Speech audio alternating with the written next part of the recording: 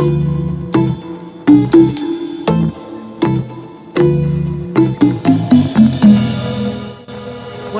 to Confessions of an SEO. This is Carolyn Holzman. Here is what you're going to get. I'll be my honest expression of my experiences in SEO, whether it's a client experience or what I see in Google in the research and testing. But I do caution you, you're not going to hear or read anything that I'm sharing validated by Google. They're really not driven to have our business's best interest at heart. They're a multinational business that last year, good for them, pulled in $200 billion and more than half of that from paid ads. You just have to remember you're pretty much on your own. So that's why I wanted to start this podcast. So if you're an SEO, I get you. And when I say that, I really, really get you. And if you're a business owner, I know it's going to sound corny, but I get you too. Because before I was an SEO, I was a local business owner for decades. And there are times where I still feel the pain. But let's get started. Welcome back. This is season 2, episode 24. This is the first episode of the summer. So between now and the end of summer, I will be surrounded by mountains and trees and mediocre internet broadband. I am working remotely, emphasis on working, but it feels really good to be out of the Texas heat. Quick housekeeping note, I was completely remiss in last week's episode to include how to get the SEO volatility software that I spoke about. It is from the same person who developed Quora software tools, Ted Kubitis. Now, you'll find a link in the description, but you can find it at topseofactors.com. So it's top SEO factors, all one word, and then .com. And he has tiles across the top, one for each of his software suites. So just look for the word volatility. Now, this technology is already built into Quora, but in order to get all the details the way I talked about it last week when describing the rank position for clients, and I'm going to do it again today, the only way you can get that kind of detail is by the standalone tool. Now, I wanted to share an interesting situation that the volatility, it's hard to say that 10 times twice. The volatility tool opened my eyes to a particular situation. So I'm one of the projects, I'm going to tell you about one of the projects I'm working on, and then I'll update you on the mobile first indexing test. But one of the projects is I've been tasked to identify page 2 opportunities on a large site and obviously do what is necessary to take those page 2 results and pop them over into page 1. So it's a particular type of page that this organization is looking to promote. It's a national, large nationwide site with local representation across the country. So it sounds easy, doesn't it? Just find them and do it. Well, identifying the target pages in the smaller areas, because we're looking for where the competition might be a little squishy. And it's really fun because you can always tell everybody aims for the big brass ring, right? So that's why the thinking is it might be a little squishy in these smaller towns where maybe Google doesn't show a lot of search volume for. And I see it all the time in Austin. You know, a lot of the cost of running a business in Austin is up. So a lot of people are out of the city, but they're all targeting in the city. So it's not unusual. It's very, very normal. So I'm having to look for these page 2 rankings, and I'm using various tools that provide me some reports to give me an idea about which pages are ranking on page 2. Now, one of the reports allows me to isolate by position. So I can find the URLs on that site that rank either in the top of page 2, which is spot 11, or the bottom of page 2, which is spot 20. So 11 through 20. And then I narrow down what is targeting, very specific cities. Well, as I was doing this, 2 things occurred to me. One, I thought, it's so often I think people forget the localness of Google. It doesn't matter what you are searching for necessarily. If Google thinks it's a local search, they're going to show you local. If they think it's not a local search, they will not show you local. So, if you were looking for something like Noritake Royal Orchard, China, that is not a local search. You might think you want to go find a local store, but you're not going to. You're going to have to probably do some mail order. But if you're looking for something like web designers, CD duplication, moving companies, those are things that are far likely to offer you very specific local businesses based on the search location. That means where you are. It's not where the business is, it's where you are. So, anyway, moving along, as I find these things on page 2, the report doesn't really let me say, isolate these URLs and pretend that you're searching from this, little small town USA. So sometimes I will find pages in that report that are ranking on page 2, but when I use, because you can use numbers of tools that will help you say, I want to search for this term in this city.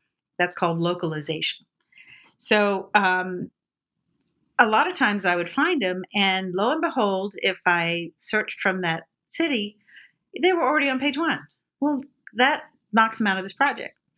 And then there'd be times where I would do the same different search, and they're not on page 2. They're way back on page 4. So either way, they're kind of like kicked out of the project because they just don't fit the criteria.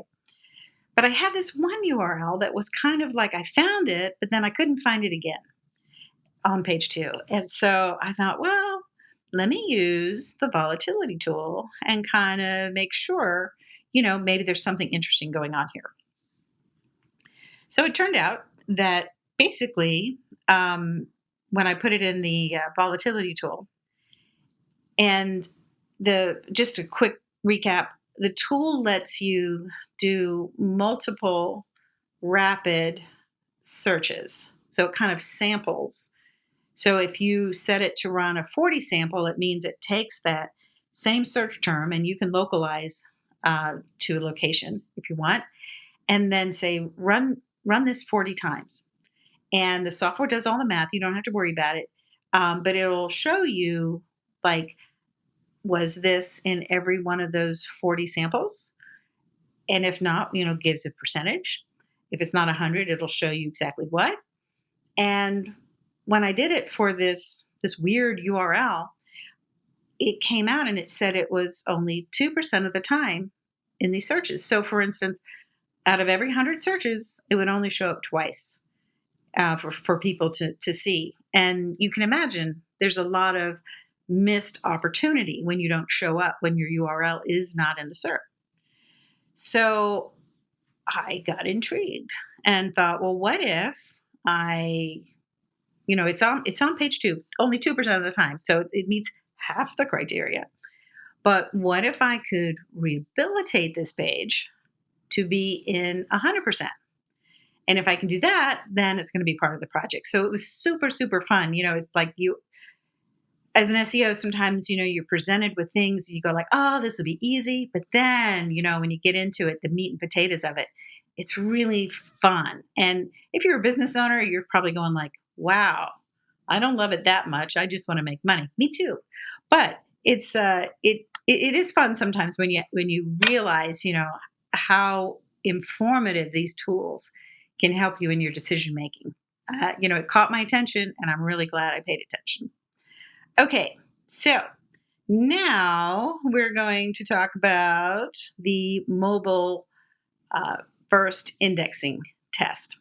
Now, I've been running it, and I've talked about it before. Last week's episode was the first real update since I had successfully got it set up and started optimizing the mobile version of the site. So in this test, I have 2 separate sets of website files for the same domain.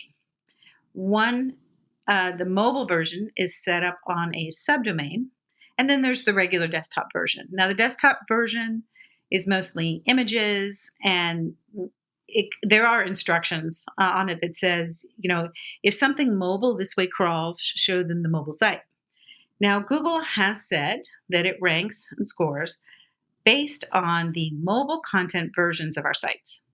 So if we have a less optimized mobile version of the site, then we're not going to rank as well on desktop, even if our desktop version is highly optimized. I do know that most of us have responsive websites. So some of you, if you're tuning out on this, bye-bye. But if you're interested in this, it's kind of cool that this is something that Google has told us they want to do. They want to go to mobile first indexing for everything.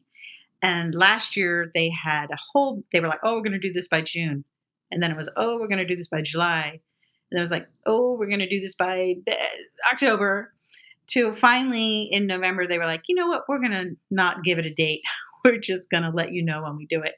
But of course, at the time, they said our sites were not set up for it. That's weird. Anyway, so I took this as a great opportunity that I happen to have, which is, I've had a lot of history with this site, and it's for a real live business. The owner sells 100% of what he has every month. And so this is a particular situation where he's paying me is more like insurance. He won't invest in a new site because he doesn't have to. It wouldn't show any ROI, and it would basically be an expense versus an investment.